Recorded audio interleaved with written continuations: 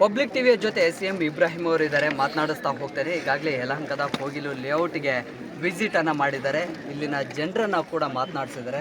ನೇರವಾಗಿ ಅವ್ರನ್ನೇ ಮಾತನಾಡಿಸ್ತಾ ಹೋಗ್ತಾರೆ. ಸರ್, ಎಲ್ಲೋ ಒಂದು ಕಡೆ ಇದು ರಾಜಕೀಯದ ಸ್ವರೂಪ ಪಡಿತಾ ಇದೆ, ಜೊತೆಗೆ ಕೇರಳ ಸರ್ಕಾರ ಹೆಚ್ಚು ಆಸಕ್ತಿ ವಹಿಸ್ತಾ ಇದೆ ಅನ್ನುವಂತಹ ಮಾತುಗಳು.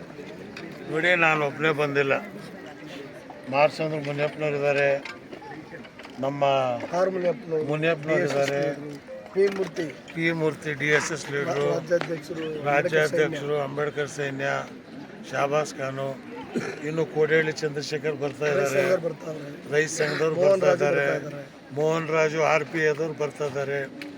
ಯಾಕೆ ಬರ್ತಾ ಇದ್ದೀವಿ? ಮಾನವೀಯತೆ, ಇದು ರಾಜಕೀಯ ಅಲ್ಲ, ಮಾನವೀಯತೆ. ಅರೆ, ಬೇಡ್ಕೊಂಡು ತಿನ್ನೋ ಫಕೀರ್ ಇವರು 30 ವರ್ಷದಿಂದ ಇದ್ದಾರೆ. ಇವರಿಗೆ ಆಧಾರ್ ಕಾರ್ಡ್ ಇದೆ, ವಾಸಕ್ಕೆ ನೀವು ಅವಕಾಶ ಕೊಟ್ಟಿದ್ದೀರಿ, ಎಲೆಕ್ಟ್ರಿಸಿಟಿ ಕೊಟ್ಟಿದ್ದೀರಿ, ನಲ್ಲಿ ನೀರು ಕೊಟ್ಟಿದ್ದೀರಿ, ಅವ್ರ ಮಕ್ಕಳಿಗೆ ಸ್ಕೂಲ್ ಓದ್ತಕ್ಕಂಥದ್ದು ಕನ್ನಡ ಸ್ಕೂಲು, ಉರ್ದು ಸ್ಕೂಲ್ ಇದೆ, ಆ ಸ್ಕೂಲಲ್ಲಿ ಮಕ್ಕಳು ಓದ್ತಾ ಇದ್ದಾರೆ. ಇವ್ರಿಗೆ ಹೆಂಗೆ ನೀವು ಹೇಳ್ತೀರಿ? 90% ಸರ್, ಇದು ಅನಧಿಕೃತವಾಗಿ ಇಲ್ಲಿ ವಾಸ ಇದ್ದಾರೆ ಅಂತೇಳಿ ಈ ಹಿಂದೆ ಕೂಡ ನೋಟಿಸನ್ನು ನೀಡಲಾಗಿದೆ. ಹಾಗಿದ್ರೂ ಕೂಡ ಜಾಗ ಖಾಲಿ ಮಾಡಿಲ್ಲ. ಇದು ಸರ್ಕಾರದ ಆಸ್ತಿ ಅನ್ನುವಂಥದ್ದು ಕೂಡ ಒಂದಿಷ್ಟು ಪತ್ರಗಳಲ್ಲಿ ಉಲ್ಲೇಖ ಆಗಿದೆ ಅಂತ ಸರ್ಕಾರ ಸ್ಪಷ್ಟವಾಗಿ ಆಯಿತು. ಮುಸ್ಲಿಂ ಬೋರ್ಡ್ ಯಾಕೆ ಮಾಡಿದ್ದೀರಿ? ಈಗ ನನ್ನ ಜಾಗ ದೊಡ್ಡಗುಂಟಿಯಲ್ಲಿ 2 ಎಕರೆ ನನ್ನ ಹೆಸರಲ್ಲಿ ಇರೋದು. ನೀವು ಆ 2 ಎಕರೆ ಜಾಗನ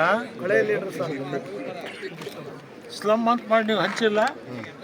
ನಾನೇನಾದರೂ ಅವಾಗ ಹೇಳಿದ್ದ? ಅದೇ ರೀತಿ ಇವತ್ತು ಅಂಬೇಡ್ಕರ್ ರೋಡ್ನಲ್ಲಿ ನನ್ನ ಜಾಗದಲ್ಲಿ 20,000 ಸ್ಕ್ವೇರ್ ಫೀಟ್ನಲ್ಲಿ 25 ಮನೆಗಳಿದ್ದಾವೆ.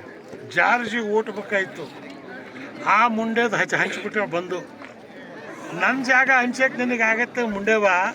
ಸರ್ಕಾರಿ ಜಾಗ ನಿಮ್ಮ ಅಪ್ಪಂದ ಇದು. ಇದನ್ನು ಹಂಚಕ್ಕೆ ಹೋದ್ರೆ ಸರ್ಕಾರಿ ಜಾಗ ಅತಿಕ್ರಮಣ ಅಂದಮೇಲೆ ಆ ದೊಡ್ಡಗುಂಟೆ ಜಾಗ ಬಿಡಿಸ್ರಿ ನೀವು. ಸ್ಲಮ್ ಬೋರ್ಡಿನ ಉದ್ದೇಶ ಏನು? ಯಾವ ಜಾಗದಲ್ಲಿ ಬಡವರು ಮನೆ ಕಟ್ಟಿದಾರೋ ಅವರಿಗೆ ಅದೇ ಜಾಗದಲ್ಲಿ ಮನೆ ಕೊಡಬೇಕು, ಅಲ್ಲಿಂದ ಅವರನ್ನು ಎತ್ತಂಗಿಲ್ಲ.